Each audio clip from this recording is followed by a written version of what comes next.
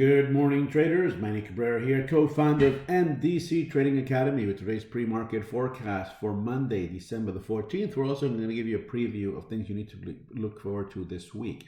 Let's quickly jump to our news items for this week. There is nothing on the docket for Monday or today or tomorrow, but we do have a heavy week following Tuesday. We'll be doing retail sales. We have flash manufacturing. We have the FOMC statement and report. We also have the federal funds rate. A press conference coming in at 2:30, obviously on Wednesday, and then the Philly Fed unemployment claims. In other words, we are definitely in for a very loaded week in reference to, obviously, news that may affect us during our trading sessions. Let's quickly jump to our analysis. Remember, we are now in the new contract.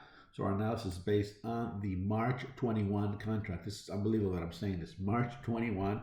Here's our numbers. Remember, our all-time high is still at 37.08. Market using the 20 SMA as support, as we had anticipated. It could be one of the potential moves.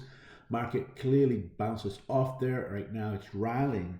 And it's rallying based on two really important things. Number one, Tesla's returning to the S&P on Tuesday. Or this week sometime, I believe it's Tuesday.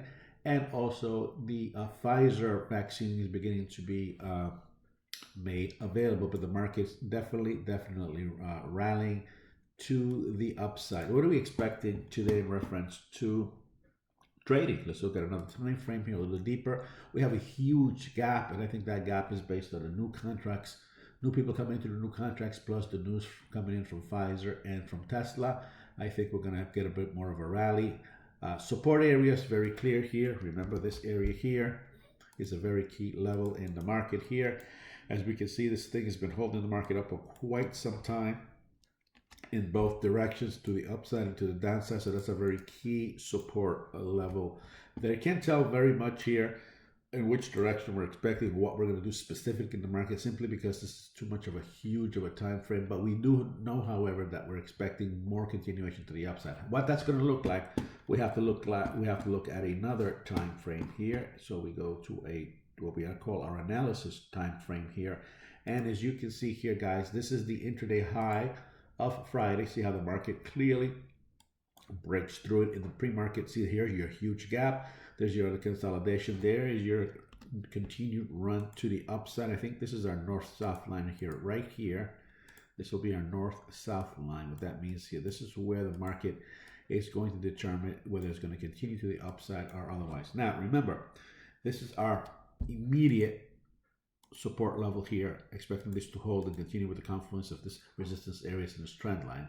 Market breaks through, it can come down here and do one of these guys and kind of consolidate here for a while.